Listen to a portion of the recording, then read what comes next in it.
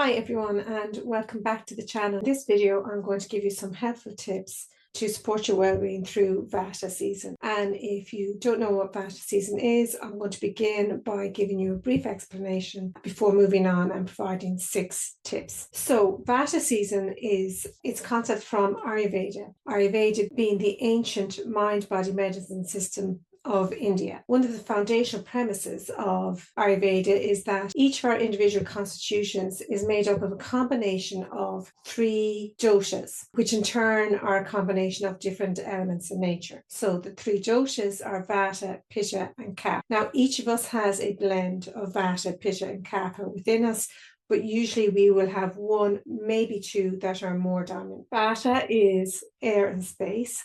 And this governs movement, circulation, it governs our breath, and it governs our mental activity. And people who are Vata dominant, when they're fully in balance, they're very creative, energetic, and quick thinking. Pitta dosha is a combination of fire and water. And Pitta governs our digestion, our metabolism, and energy production. People who are Pitta dominant tend to be very driven, focused, and detail-oriented. But when Pitta is out of balance, they can suffer from irritability and inflammation. And lastly, Vata gives us structure and a sense of stability. And people who are Kapha dominant are often very calm, nurturing, and steady. But when Kapha is out of balance, we can become lethargic, we can gain weight, and generally feel resistant to change. Now, as I mentioned, we each have a combination of all 3, 1, maybe 2 be dominant.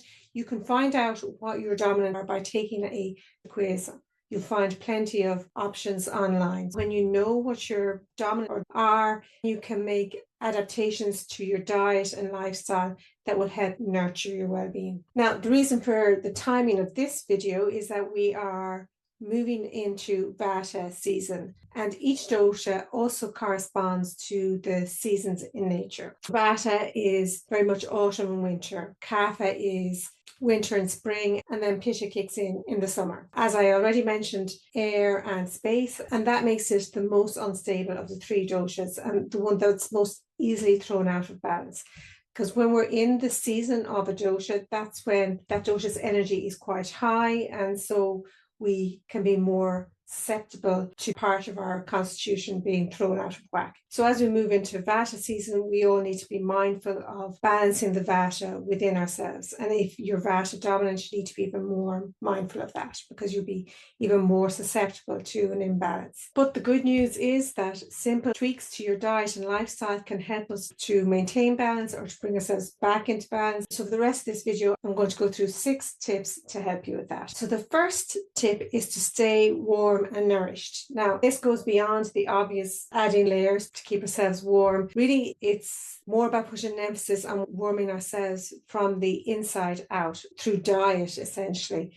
So we don't really want to be eating cold cereals or cold overnight oats at this time of the year. Instead, opt for porridge, eggs, or another cooked breakfast. And instead of a sandwich or a salad for lunch, think about soup. And then for dinner, stews, curries, casseroles, a lot of root vegetables, well-cooked root vegetables will really support us at this time of the year. Also think about adding warming spices to those meals. Turmeric, ginger, cumin, these kinds of spices help to stoke our inner fire and to promote digestion. Again, they'll warm us from the inside out. Now, obviously, these kinds of meals take more time to prepare than throwing together a salad or a sandwich. The only way I can feasibly do it is to batch cook on weekends or on days when I have a lighter workload, so that things are easy and ready to hand on the days when I have a heavier workload. Now, I should really mention that Ayurveda recommends that we eat food on the same day that it was prepared,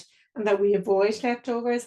But the way I operate is I look at the ideal and I see if it can work for me. If it won't work for me, how can I make adaptations so that this habit can be viable? Ayurveda doesn't really recommend batch cooking, but for me, it's the only way that I can get those kinds of meals into my normal everyday diet. So that's what I do. So the second tip is to stay hydrated, because Vata season can be quite drying on our skin. So Ayurveda recommends that we drink warm fluids throughout the day and avoid ice drinks.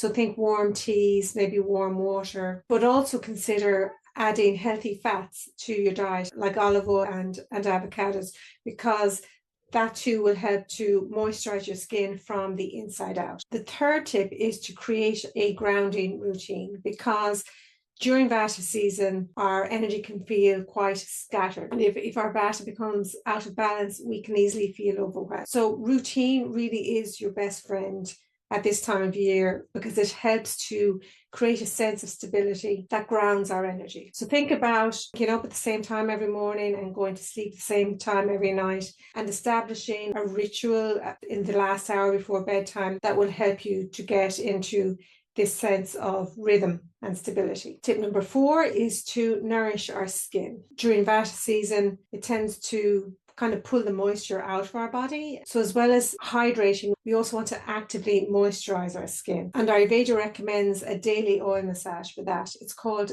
Abhyanga. And what it means very simply is using warm oil to give yourself a self-massage, and do that either before or after a shower. You can use something like coconut oil, sesame oil, or but the key really is to warm the oil before you apply it to your skin. And this not only moisturizes our skin, but it also helps to soothe our nervous system. Moving on to tip number 5, that would be to embrace calming, gentle movement. Vata energy is high. It's not really recommended to engage in too many overstimulating activities. So high intensity workouts at this time of the year, that can aggravate the light, airy energy of Vata, which in turn can leave us feeling anxious or jittery. So instead, Ayurveda recommends more gentle movement like yoga, tai chi, gentle walks in nature, as opposed to very active hikes.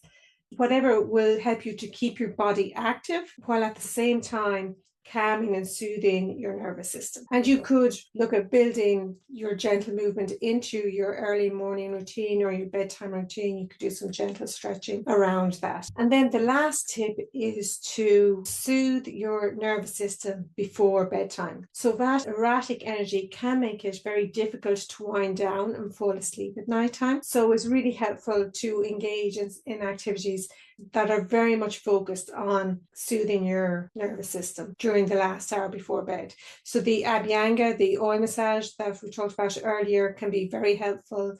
Again, maybe some gentle, very gentle stretching. But personally, my favorite tip at this time of the year is to have a cup of golden. You can use any milk of your choice. I personally use oat milk. It's also lovely with coconut milk, but cow's milk, any kind of milk works well with this. Key ingredients are turmeric, black pepper, ginger, and cinnamon. And then warm those together. You can sweeten it with a little honey or maple syrup last thing at night. It will really help to promote a much more restful and deep sleep. I make up a blend in a jar of all the spices so that on hand and easy to make each night. I'm not messing around with the different jars. You will find lots of recipes online, but what I would say to you is be careful with the turmeric because it will taste very bitter, but also don't leave out the black pepper because our bodies need black pepper in order to absorb the benefits of turmeric. Season really is a time that's more suited to reflection. In nature, it's a time of hibernation. Plants and animals are going into hibernation, and it's really helpful for us if we mimic that and take time to go within and quieten things down in our bodies and our minds rather being too active. However,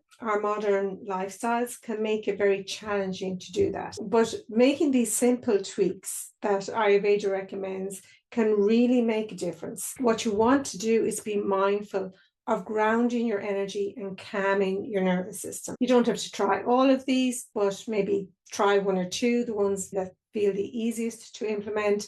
Remember that it's important for all of us mindful of our Vata energy at this time of the year. Even though we all have different combinations of Vata, Pitta and Kapha, Vata is the most unstable. It is air and space that makes it the most unstable of the 3 doshas, the most likely to go out of balance.